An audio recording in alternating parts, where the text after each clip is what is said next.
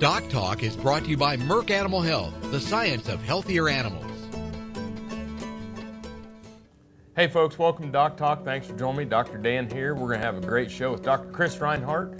For those of you that are in places where it snows, this is going to be a fun one to talk about. It's talking about prevention of cold stress in beef calves. And even if you don't live where it snows, it can get cold and those cattle aren't acclimated. It might be more important for you. Stay tuned and enjoy the show. As dependable as the sunrise, in dairy parlors, open pastures, on ranches and feed yards across America, a place where reputation is more than a name, where the science of healthier animals is a way of life. It's the responsibility that drives who we are and what we do. Every decision, every day. It's your livelihood and our responsibility. Closed caption brought to you by AgriLabs, the perfect pairing of performance and value.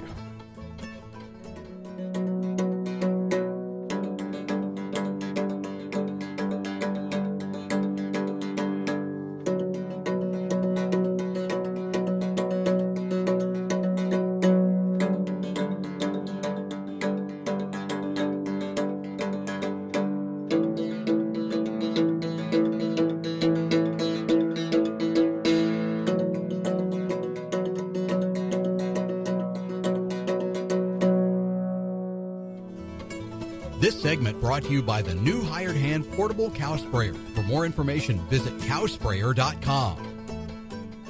Hey folks, welcome to DocTalk. With me today is Dr. Chris Reinhardt, who's a friend and a colleague over in the Department of Animal Science and Industry here at Kansas State University. I'm Dr. Dan Thomson from the Department of Diagnostic Medicine and Pathobiology here at the College of Veterinary Medicine at Kansas State University. And Chris, thanks for being on the show.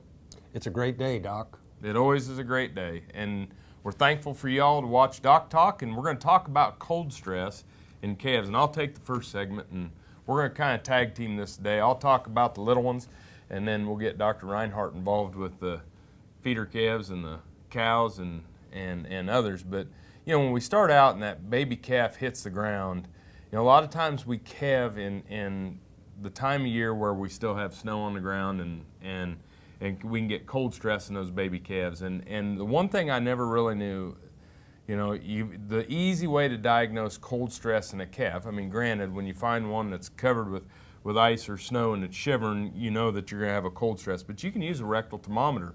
And if those calves are less than 100 degrees Fahrenheit, then they're in mild hypothermia. If they get into that less than 94 degrees Fahrenheit, that's kind of your cutoff with your thermometer, and some of your thermometers don't go down that low. You better get one that does.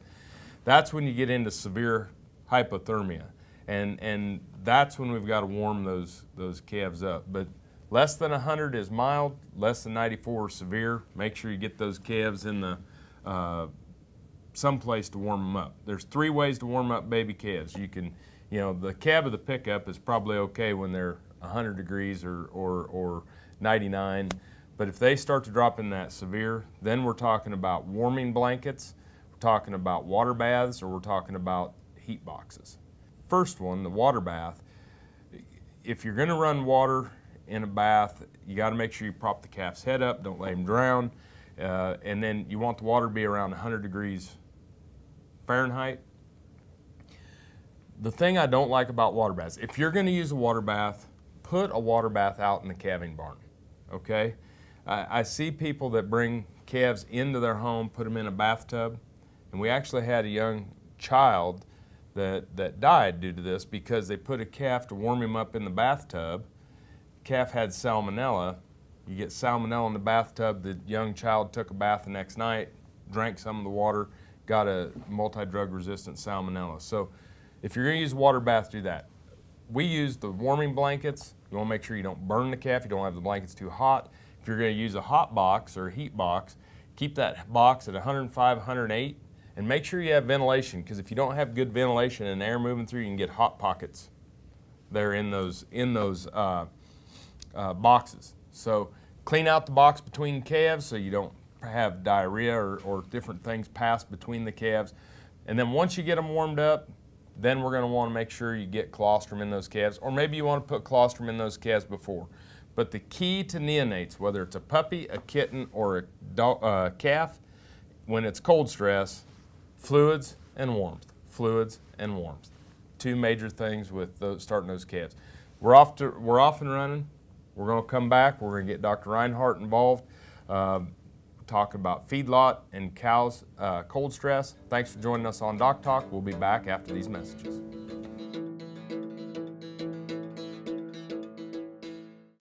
This Meet the Future Veterinarian is brought to you by Zuprevo. Choose confidence. Choose Zuprevo for BRD treatment. Peter Strasberg was recently awarded an Amstutz Scholarship. Growing up in Wisconsin, he spent a lot of time on a relative's dairy, and from then on, Peter has worked in one aspect or another of the dairy industry. His interests include reproductive physiology, cattle comfort, and herd level management. After graduation, Peter hopes to join a predominantly dairy cattle practice. Some call it a come-from-behind victory, an unlikely win, a reversal of fortune, snatching victory from the jaws of defeat. This is our moment, our victory dance, because we choose confidence. We choose Zuprevo for BRD treatment. Ask your veterinarian to prescribe Zuprevo. Zuprevo is a fast-acting, long-lasting BRD treatment that you can count on to get the job done. Choose confidence. Choose Zuprevo from Merck Animal Health. Healthy cows start with the new hired hand automatic livestock sprayer. Rancher invented to provide an efficient alternative to pour-on and injectable parasite management systems. The portable design allows cattle to treat themselves head to hoof. Strategic device placement with pass-through activation technology takes the stress out of parasite treatment for cattle and the rancher. Get the new hired hand for yourself or become a distributor. Visit cowsprayer.com. The new hired hand makes healthy cows easy.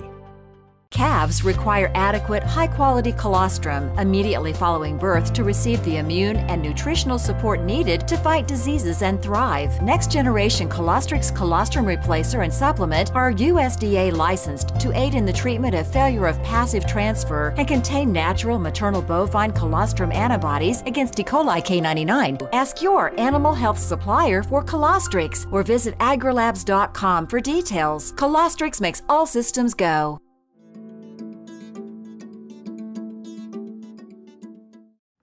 Hey folks, welcome back to DocTalk. We're here with Dr. Chris Reinhardt, who is the Kansas beef cattle extension specialist and does a lot of work with feedlot cattle, does work with cow-calf production units, works globally.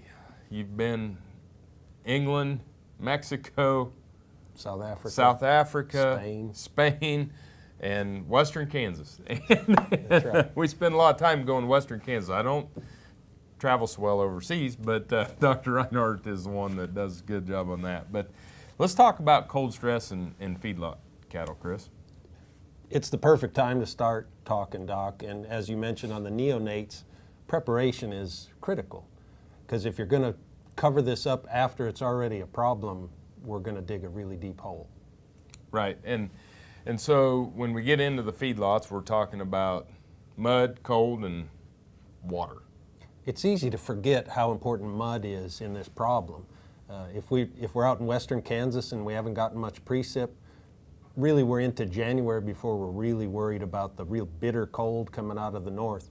But if you've got wet pen conditions, it doesn't have to be all that cold to really put the hammer on feeder cattle. Yeah, and you know, you start to see some of the things where cattle can freeze some of their hair coat to the ground and then just trying the energy it takes to get to the bunk, and so cleaning those pens and cleaning those aprons, imperative. Cattle with dry hair, they're not really even chilly until down into the 50s. You wet cattle's hair coat and they start getting cold in the 60s and even the 70s. Yeah. Well, I do.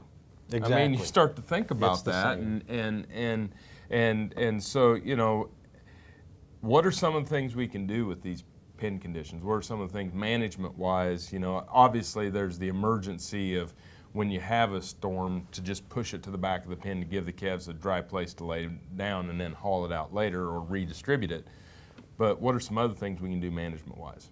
As you mentioned before, Doc, it's all about preparation. We've got to go into the winter season knowing number one, it's going to get cold, and number two, we're probably going to get some precip. So we've got to build up those mounds, be ready for when it does rain or get that freezing rain or an ice storm or snow, so that cattle have a relatively warm, dry place to lay down. So building mounds, bedding, different things of that can be advantageous. Bedding is absolutely tremendous. One thing we forget about mounds, living in Kansas, we're known to get a little wind, and cattle will actually use the side of the mound opposite the wind as a sort of a windbreak. Absolutely. And so, you know, and that's the other thing, is to make those mounds big enough so that everybody can get on it, because the ones that don't get on the mound are probably the ones that need it the most, the smaller calves, the weaker calves, and they're the ones that get pushed out of the bunk, they get pushed off the mound. And so if you're going to build one, make sure you build it big enough, just like you would prepare for bunk space with mound space. What about windbreaks? Windbreaks from where we live north, I think, are a really important part of winter management and preparation. One thing about windbreaks is you want to make sure there's a break in the windbreaks and allow wind to flow through them, but break up the wind to where, for the reason for that is if you've got a continuous windbreak, it's going to do nothing but be a really good snow accumulator. Cool. And so having some gaps in the windbreak, allowing the snow to move out, but really giving the cattle some protection from that cold north wind. Perfect. We're going to take a break. When we come back, more on cold stress and beef cattle with Dr. Chris Reinhardt. Thanks for watching. The BQA tip of the day, sponsored by Beringer Engelheim Vetmedica Inc. I'm Dr. Kip Lukasevich with Production Animal Consultation. Today's BQA tip of the day is proper storage of micronutrients. So today at the feed yard we're at, what we have here is we have our micro ingredients such as rumensin, our Thailand in the feed, our micro minerals such as Vela-4 and so forth that are going to go into the micro machine. We just have to understand that when we store these ingredients is that we never store them next to insecticides or other chemicals that are not to be in the feed. These things have to be stored by themselves and in an area that is dry, temperature sensitive, and has humidity control as well. When we feed these things or put these things into the micro machine, just make sure from a safety standpoint that we utilize dust masks, gloves, so we don't get them on our skin, because sometimes they can be very sensitive, as well as just inhaling the product, because they are very small in size and the dust can get into your lungs and so forth. So just use dust masks, use gloves, and then always store them properly.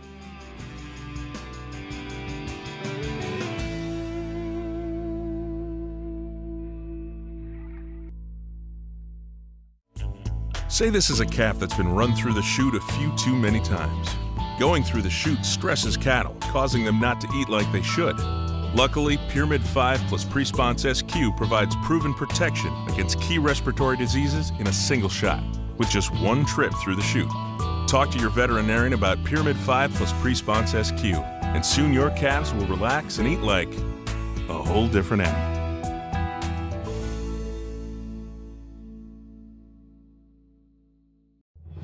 No matter where, no matter why, the Veterinary Health Center at Kansas State University is committed to providing quality patient care to animals and exceptional customer service to their owners. From routine checkups to emergency and specialty care, our world-renowned specialists and experienced professionals are here to discover, to teach, and to heal. Let us know. How can I help? How can we help? Norphenacol, florphenacol, is an excellent first-choice broad-spectrum antibiotic for the treatment and control of BRD and the treatment of foot rot. It offers a shorter sub-Q withdrawal time and is more syringeable than other florphenacol cattle antibiotics on the market. Norphenacol also addresses the issue of breakage with their new plastic bottles. Observe label directions and withdrawal times. See product labeling for full product information, including warnings and precautions. Fight the most common and costly disease affecting the beef cattle industry with Norphenacol from Norbrook. Broadband has become as important to us as highways. That is why DocTalk is teaming up with NTCA, the Rural Broadband Association, and rural broadband companies like Blue Valley Telecommunications in fighting for quality broadband access through the program Smart Rural Communities. I don't think we have any idea what's coming in the future. I couldn't have imagined 5 years ago what we're doing today. So in 2 years, I would guess there's things we can't imagine that we're going to be doing. To learn more, visit ntca.org/smart or bluevalley.net. Valley Vet Supply is devoted to providing information and professional quality products at reasonable prices. Valley Vet Supply. True Test Group, weighing systems, electronic identification EID, electric fencing, and dairy automation systems help farmers and ranchers around the world manage the performance of their livestock for ultimate profitability. Folks, welcome back to DocTalk. Dr. Dan Thomson here with Dr. Chris Reinhardt. We're at Kansas State University. We're glad you joined us today. We're talking about cold stress, and it's always enjoyable for me to spend some time with Dr. Reinhardt, not only talk about cows, but every once in a while we could do a little hunting and fishing as well. And so if you have any deer eradication problems out there, give us a call. We'll come help. But anyway, when we're talking about wind protection, we're talking about, one of the questions we get is, how tall do I build this windbreak? Well, the key to remember is regardless of how tall the windbreak is, the wind will be broken in essence 5 to 10 times the height of the windbreak. Okay, so if I build a windbreak 10 foot tall, I'm going to provide relief from the wind, then basically up to 100 feet out. 50 to 100 feet out. Yep.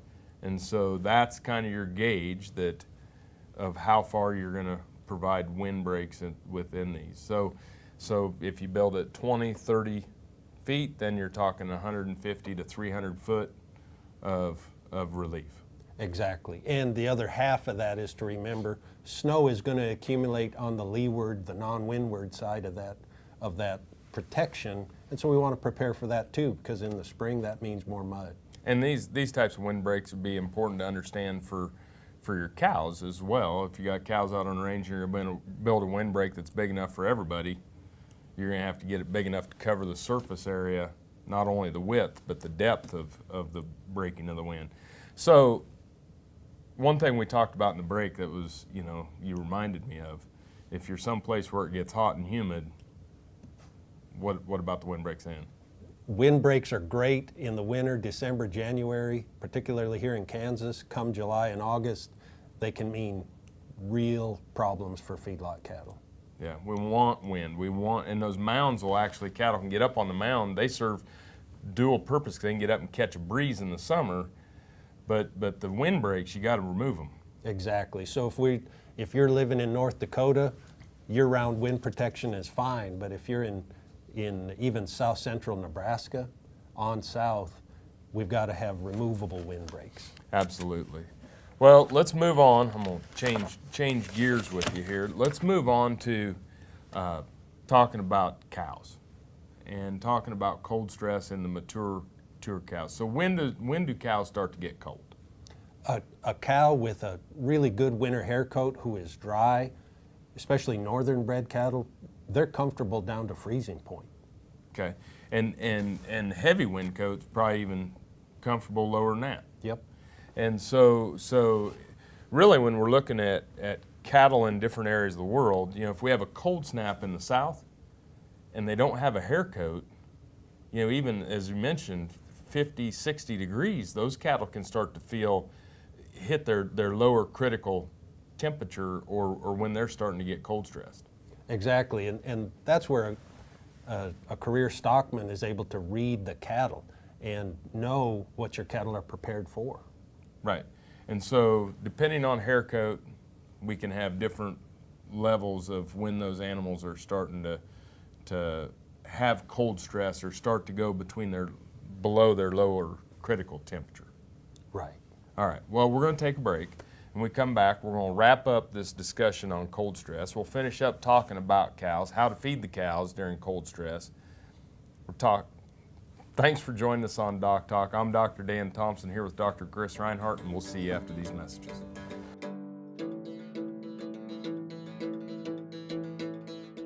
Calves require adequate, high-quality colostrum immediately following birth to receive the immune and nutritional support needed to fight diseases and thrive. Next-generation Colostrix colostrum replacer and supplement are USDA licensed to aid in the treatment of failure of passive transfer and contain natural maternal bovine colostrum antibodies against E. coli K99. Ask your animal health supplier for Colostrix or visit agrilabs.com for details. Colostrix makes all systems go.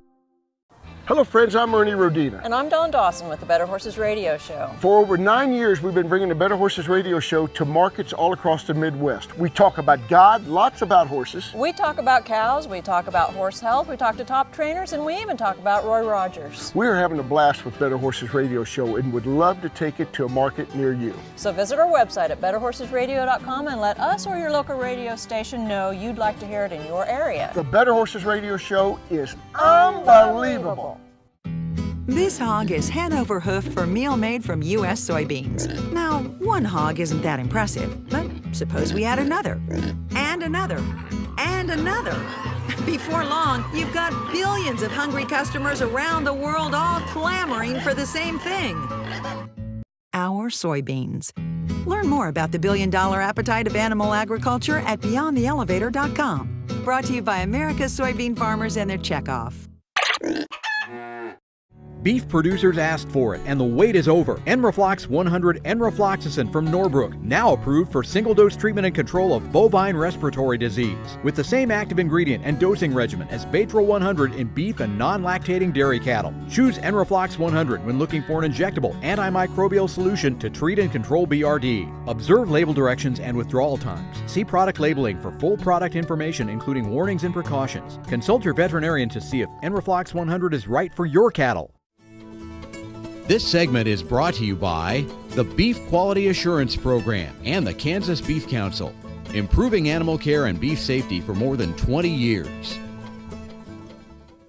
Hey folks, welcome back to DocTalk. Dr. Dan Thomson here with Dr. Chris Reinhardt. We're at Kansas State University where we work in the Department of Animal Science and Industry and at the College of Veterinary Medicine. And you know, when we look at lower critical temperature, and that's the temperature in which cows start to experience cold stress. Depending on the hair coat is really where that lower critical temperature. And I had a chart that shows summer, if they have their slick summer coat, 59 degrees Fahrenheit is the lower critical temperature. If they have a fall hair coat, then we're talking 45 degrees. And then as the hair coat gets heavier, winter hair coat, the 32 degrees Fahrenheit is the lower critical temperature. And then deep into winter, northern cattle, heavy hair coat in the winter, they can go down to 18 degrees, and that would be their lower critical temperature. So once you start to drop below that, then you start to have issues with cold stress. Exactly. So nutritionally then, how do we, what's some rules of thumb, or what are some things we can do nutritionally, or what's going on with that animal that we need to be knowing about? To keep it simple, for every 1 degree below what Doc just mentioned as that lower critical temperature, for every 1 degree below that, the energy required just to turn the lights on and keep the furnace burning goes up by 1%. So it's a 1-to-1 relationship. So if we decrease if it's cattle with just a normal winter hair coat and we go to 30 degrees, or let's just say we have a 22 degree day, now we're 10 degrees below their lower critical temp. We have to increase that energy, or she has to eat more to match that 10% increase in energy. The challenge when we get into these cold snaps is cows will lose body condition to meet that added demand for energy, and we won't see it for a period of weeks or even months, and all of a sudden we wake up one day and cows are thin, and now we're in a hurry to try to get body condition back on those cows. So the value of knowing these numbers is when we get a cold snap down in the 20s or teens or below, we know going in we've got to increase the energy available to those cows. And I think it's important to understand that we're starting to hit that third trimester of pregnancy a lot of times in these cows, so they have a demand on that gravid uterus and that fetal development. Or if they're a fall calver, now they've got cows that are lactating, that are trying to keep that calf rolling during these cold months. And so not only do you have the demand of the physiology, but now we've got the demand of this as well. Lactation is a huge energy demand, and to add severe cold stress on top of that, something's going to give. Yeah, absolutely. Well, I think that when we start to think about this, it's something that's a critical management decision. Work with your local veterinarian, work with a nutritionist like Dr. Reinhardt. Thanks for watching Doc Talk. Remember, always work with your local veterinarian, and if you want to find us on the web, you can find us at www.doctalktv.com. Thanks for watching Doc Talk. I'm Dr. Dan Thomson, and I'll see you down the road.